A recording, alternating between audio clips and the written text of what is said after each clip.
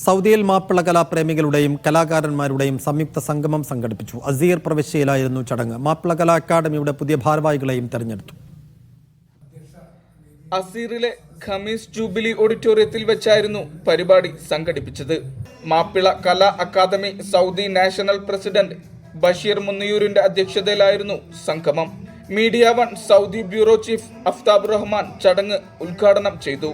മാപ്പിള കല, സംസ്കാരം, സാഹിത്യം എന്നിവ അറബ് ലോകവുമായി ബന്ധമുള്ളതാണെന്നും അതിന് എല്ലാ അർത്ഥത്തിലുമുള്ള ശക്തമായ പ്രോത്സാഹനങ്ങൾ നൽകാൻ മാപ്പിള കലാ അക്കാദമി സൗദി കമ്മിറ്റികൾക്ക് സാധിക്കട്ടെ എന്നും അദ്ദേഹം ഉദ്ഘാടന പ്രസംഗത്തിൽ പറഞ്ഞു.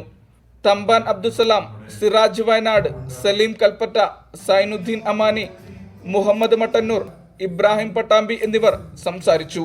ചടങ്ങിന്റെ ഭാഗമായി സംഘടിപ്പിച്ച മാപ്പിളപ്പാട്ട് അവതരണം വേറിട്ട അനുഭവമായി.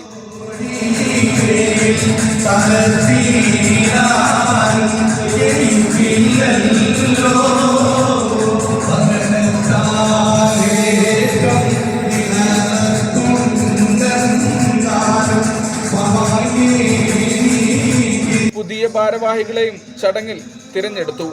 മുജീബ് ചടയമംഗലം, അബഹ.